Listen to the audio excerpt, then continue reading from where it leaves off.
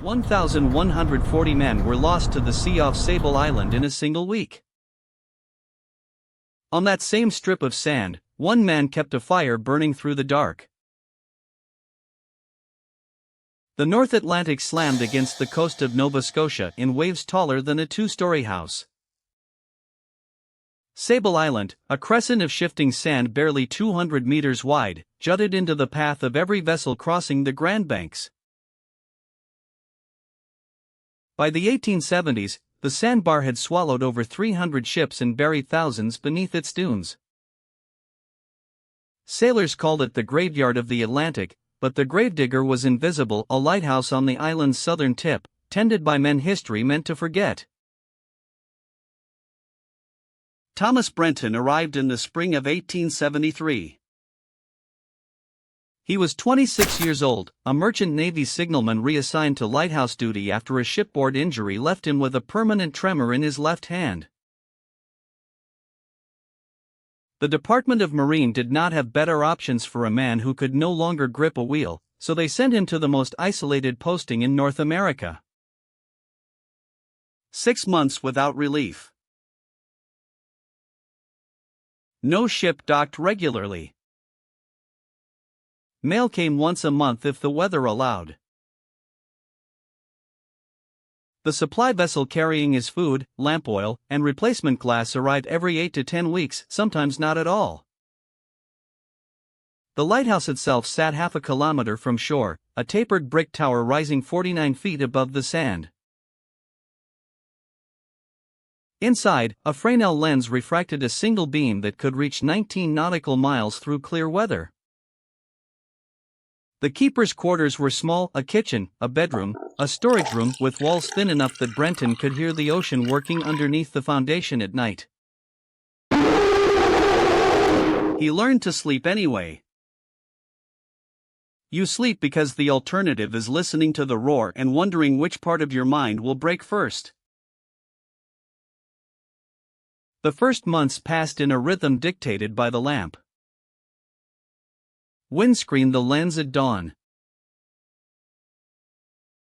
Trim the wick. Record barometric pressure in a leather logbook. Check the fuel reservoir. Watch the horizon. The isolation was not dramatic at first.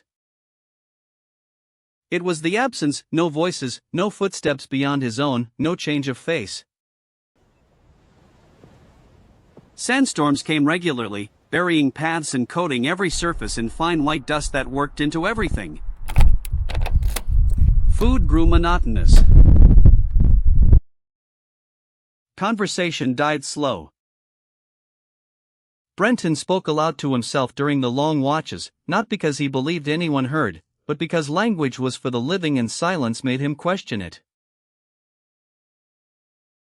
Then October 23, 1874. The barometer had been dropping for 3 days, but Brenton noticed it first on that Tuesday morning, watching the mercury fall across a quarter inch in 6 hours. He recorded it in the logbook and fed kerosene into the reservoir, polishing the lens panels, 360 hand-ground glass segments arranged in a crystalline cylinder around the flame. By Thursday morning, the storm arrived with a fury the barometer could barely track. The wind came from the northeast at sustained speeds exceeding 60 miles per hour. Waves that Brenton had seen reach 7 feet during normal autumn swells now climbed past 30 and slammed against the island's western shore, sending geysers of salt spray 200 feet into the air. The lighthouse shook. Brenton felt it in the stone walls, a low harmonic vibration that resonated through the concrete foundation into the floorboards beneath his boots. The Grand Banks, a shallow underwater plateau known for fishing grounds, had transformed into a churning fetch of open ocean with no land to slow the waves. They traveled south unimpeded, building energy until they reached the shallows surrounding Sable Island and broke like walls against the shore. This was the kind of storm sailors would later describe as unprecedented for that latitude in late October. Brenton went to his post that night and did not leave it for anything less than a structural failure. The lamp glass needed cleaning. Salt incrustation had already dimmed the beam by half, but he could not go outside because the wind carried sand at speeds that would strip skin from exposed flesh within minutes. He worked by touch, clearing each panel with rags wrapped around his hands. His left hand trembled against the cold glass but held steady enough to keep the cloth moving. At some point between Saturday and Sunday, he lost count of the hours. The ship clock read 1400 when he last checked it, but the light had been burning continuously far longer than that. His left hand was numb. His right eye had blurred from staring at the glow of the lens through salt-fogged glass for too long. He switched eyes, rubbed his face raw against the salt-crusted air, and kept the light burning. He did not sleep for over 4 days. 47 ships passed within range of Sable Island's waters during that week. The lighthouse records would confirm this. Each vessel that sighted the beam and adjusted course accordingly, every captain guided away from the deadly shallows by a light that a man who could barely see maintained with bare, bleeding hands. But the storm was taking ships faster than the sea itself. 14 of the 47 that entered the Grand Banks that week would never reach safe harbor. The rest survived because a light on a sandbar told them where the safe water ended and the deadly shallows began. 14 wrecks against 33 arrivals. Brenton could see the split when he reviewed his log days later, and the numbers sat heavy on him even as the storm faded. On the 9th day of the storm's peak, the supply vessel finally reached the island. The crew found Brenton sitting in the keeper's chair at the base of the lighthouse, the lamp extinguished and cooling. The glass panels were cleaned. The logs were current through Thursday night. But Thomas Brenton had not slept in 4 days, and the isolation that had been creeping at the edges of his mind for months had finally overwhelmed him during 96 hours of continuous vigilance. He was hospitalized in Halifax when the vessel returned to port. A letter from the Department of Marine followed him there, noting in bureaucratic language that his continued service was incompatible with his health. Thomas Brenton never returned to Sable Island. He lived another 11 years working dockside jobs in Halifax where people spoke to him daily and he learned to speak back. He never discussed Sable with anyone publicly.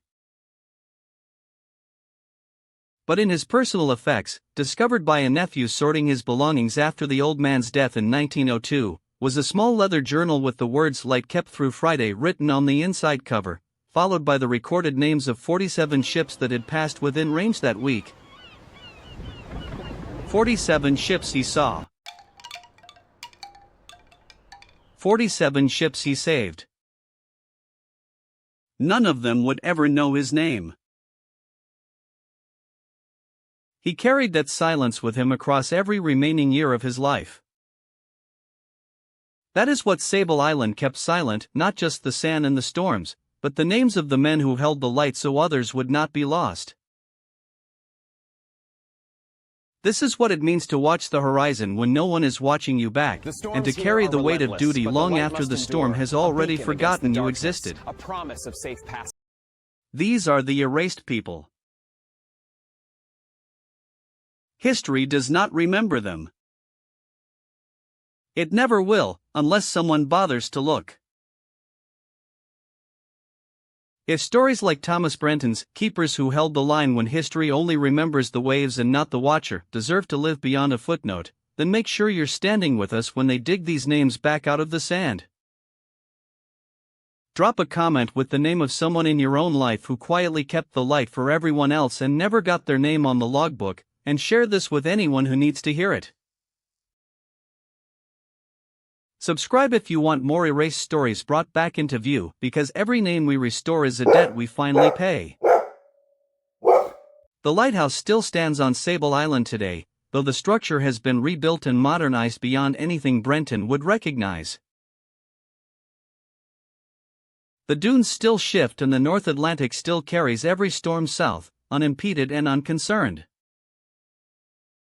But somewhere beneath that shifting sand, 47 names remain recorded in a leather journal preserved not by the Department of Marine that replaced its keepers, but by the man who sat in that room and decided that some things were worth watching through the night even if no one was watching him back.